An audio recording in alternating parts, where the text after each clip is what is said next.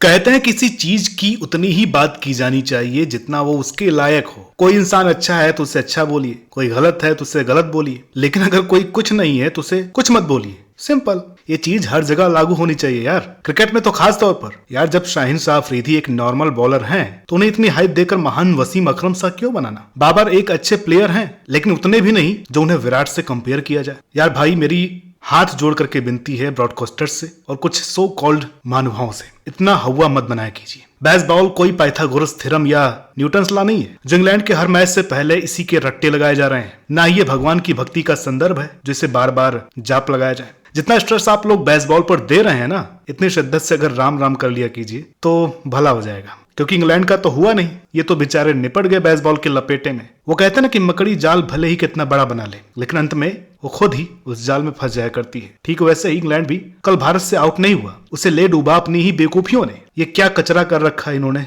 मुझे समझ में नहीं आ रहा है। भारत इंग्लैंड की हाईली एंटिसिपेटेड सीरीज के पहले टेस्ट का लगाज ही था और यार सच कहूं तो पहले घंटे में इंग्लैंड काफी अच्छी दिख रही थी। ओपनर्स बढ़िया खेल रहे थे और रन भी करीब 5 के रन रेट से आ रहे थे, मगर फिर न जाने इन लोगों को क्या हो गया। सच कह रहा हूं, अगर ऐसी ही बैटिंग 10 ओवर और हो जाती ना, इंग्लैंड इस टेस्ट में बहुत आगे निकल सकता था। लेकिन तभी आ गए अश्विन बाबू जिन्होंने भारत को विकेट दिलाने की शुरुआत की। मगर भाई मुझे वो LBW समझ में नहीं आया। इतनी बाउंस होती गेंद विकेट को कैसे छू सकती है, ये बात मेरी समझ के परे थी। ये डिसीजन मुझे करीब 2 साल पहले 2022 में भारत साउथ अफ्रीका के तीसरे टेस्ट की याद दिलाता है, जहां अश्विन की ही गेंद पर अंपायर डीन अलगर को LBW दे देते हैं, मगर DRS में वो गेंद बाउंस कर जाती है। लेकिन यहाँ नॉट आउट लग रहा बंदा आउट हुआ। अब यहाँ पर एक चीज ने जो दिमाग खराब करके रखा है वो है अंपायर्स कॉल। यार जब DRS ले लिया गया इसका मतलब तो साफ है ना कि ऑन फील्ड अंपायर का रोल वहीं पर खत्म। उसने ऊपर वाले को सब सौंप दिया। अब ये तो टेक्नोलॉजी की मदद से अलग अलग एंगल देखकर टीवी अंपायर डिसाइड करेगा कि वो आउट है या नहीं, गेंद विकेट पर लगेगी या मिस करेगी। वो ग्राउंड पर खड़े उस अंपायर के एक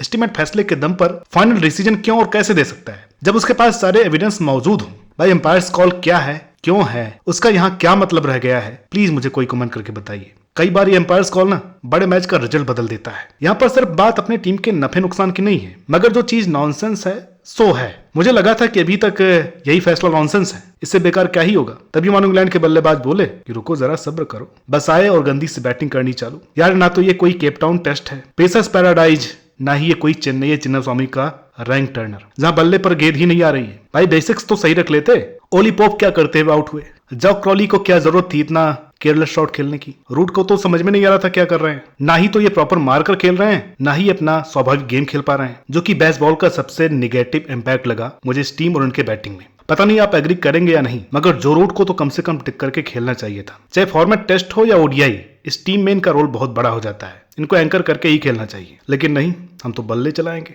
डकट के बाद एक बैरिस्टो लग रहे थे शानदार फॉर्म में और कैलकुलेटिव रिस्क से खेल भी रहे थे, लेकिन उन्हें एक लाजवाब किट डाला बापू ने, जो कि सच में विकेट डिजर्व करता था। नीचे भी थोड़े बहुत रन बना दिए टेलेंडर्स ने, बाकी किसी ने कुछ खास नहीं किया। एक टाइम पर तो ये 137 पर 6 थे, 193 पर 8। वहां मौका था भारत के पास भी 200 या 210 के बीच इन्हें रोकने का, मगर स्टोक्स ने अपने दम पर इंग्लैंड को 200 पार करवाया। ये तो 250 भी क्रॉस कर देते, लेकिन बुमराह की वो जादुई सी गेंद आई और इन्हें क्लीन बोल्ड कर गई। भाई साहब ऐसी बॉल आज तक नहीं देखी, क्या ही एक्सप्लेन करूं यार। शुरुआत कितनी ही अच्छी हुई हो, लेकिन ये कोलैप्स देख करके मूड खराब हो गया। एक था 2021 का पहला टेस्ट, चेन्नई की इतनी मुश्किल विकेट, इंग्लैंड ने इतना विशाल स्कोर कर दिया था, मगर यहाँ अच्छी विकेट पर 300 भी नहीं किए, सिर्फ 246 पर निपट गए। फियरलेस और केयरलेस की जो एक लाइन थी ना, मेरा मानना है कि बेसबॉल अब केयरलेस के लहजे में चल रहा है। ऊपर से बॉलिंग लाइनअप नहीं समझ में आ रही है, ये क्या है। सिर्फ एक फास्ट बॉलर, बाकी सब स्पिनर्स भर्ती कर लिए। ग्रेम स्वान को भी बुला लेना था। मॉन्टी पनेसर तो पहले से ही बेताब है। भाई इंग्लैंड वालों क्या मजाक बना रखा है। मैं तो सोचता था कि 2012 वाली सीरीज का रिप्ले हो जाएगा।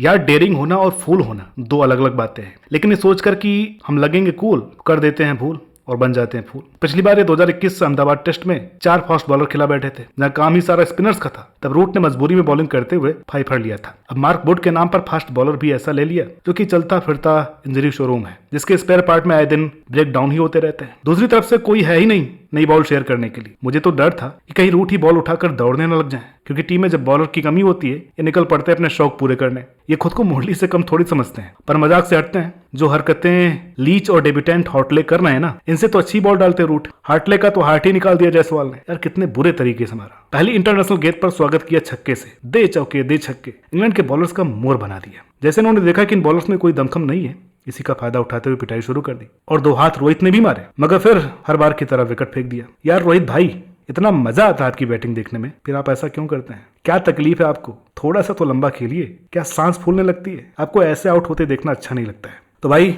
बातचीत यहीं पर होती है समाप्त। वीडियो आपको कैसी लगी कमेंट करके बताइएगा। वीडियो अच्छी लगी हो तो प्लीज इसे लाइक करें, शेयर करें।